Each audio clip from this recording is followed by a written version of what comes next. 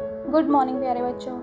आज का जो हमारा निबंध है उसका नाम है रक्षाबंधन। तो चलिए हम अपना निबंध शुरू करते हैं। भारत पर्वों का देश है। पर्व का मतलब होता है त्योहार, अर्थात भारत त्योहारों का देश है। यहाँ वर्ष भर अनेक धार्मिक, सामाजिक एवं सांस्कृतिक पर्व मनाए जाते हैं। सभी भारतीय अपने पर्वों को असीम हर्षोल्लास के साथ मनाते हैं। हर्षोल्लास का मतलब बहुत ही खुशी से मनाते हैं। इन पर्वों में रक्षाबंधन एक पवित्र और प्रसिद्ध पर्व है। यह पर्व श्रावण मास की पूर्णिमा को मनाया जाता है, इसलिए इसे श्रावणी भी कहा जाता है। रक्षाबंधन का दूसरा नाम श्रावणी भी है। इस दिन बहनें अपने भाइयों को रक्षा सूत्र अर्थात राखियां बांधती हैं, इसलिए यह पर्व रक्षाबंधन के नाम से विशेष प्रसिद्ध है। रक्षाबंधन से काफी समय पूर्व ही बाजार में रंग बिरंगी राखियों की दुकानें सज जाती हैं। भाइयों के दूर होने पर बहनें डाक द्वारा अपनी राखियां भेजती हैं। पास रहने वाली बहनें अपने भाई के यहाँ स्वयं जाकर राखी बांधती हैं तथा भाई के लिए मंगल कामनाएं भी करती हैं। रक्षाबंधन के उपरांत भाई अपनी बहनों को यथाशक्ति उपहार प्रदान करते हैं तथा बहन की रक्षा का उत्तरदायित्व लेते हैं। कई भाइयों की बहनें नहीं होती तो वे किसी को धर्म बहन बनाकर रक्षाबंधन करवाते हैं और उसे बहन का प्रेम एवं सम्मान प्रदान करते हैं। यानी कि जब किसी व्यक्ति की अपनी खुद की बहन नहीं होती तो वो किसी को अपनी धर्म बहन बना लेते हैं कि ये हम स्कूल में बोलते हैं ये हमारी स्कूल में बहन है, ये हमारी कॉलेज में बहन है, ये हमारी गली में रहने वाली बहन है। तो ऐसी जब किसी को हम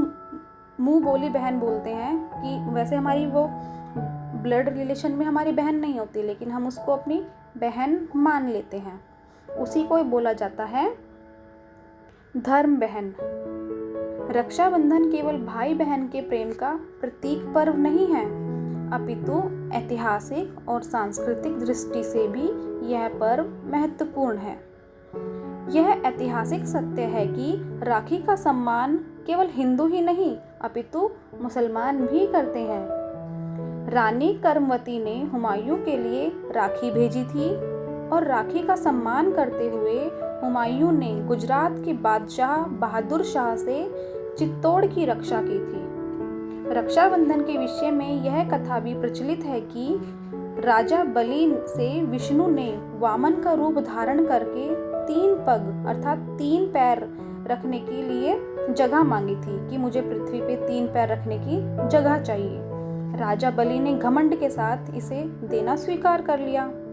बाद में विष्णु ने विराट रूप धारण करके पहले पग में पृथ्वी और दूसरे पग में आकाश तथा तीसरे पग में बलि के शरीर को ही नाप दिया था।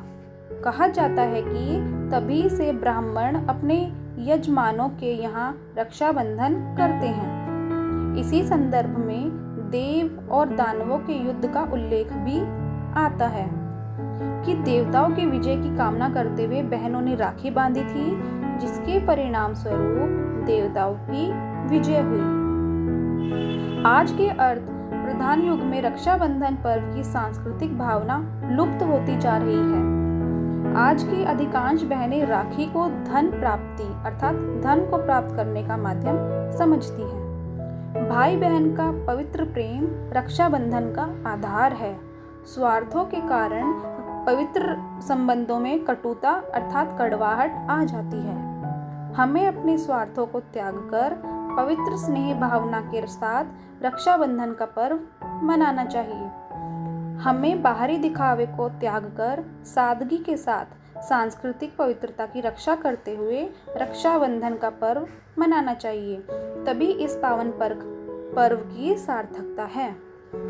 तो बच्चों, आपको कैसा लगा ये रक्षाबंधन का जो निबंध है? कम शब्दों में ज़्यादा से ज़्यादा इसमें बताने की कोशिश की गई है। अगर आपको ये वीडियो अच्छी लगी है तो वीडियो को लाइक कीजिए, चैनल को सब्सक्राइब कीजिए और कमेंट सेक्शन में बताइए कि आप सभी अपने घर में किस प्रकार से रक्षाबंधन का त्यौहार मनाते हैं और अगर लड़कियां सुन रही हैं ये वीडियो तो ये बताइए कि आपको कितनी पैसा मिलता है रक्षाबंधन के त्यौहार पे। धन्यवाद।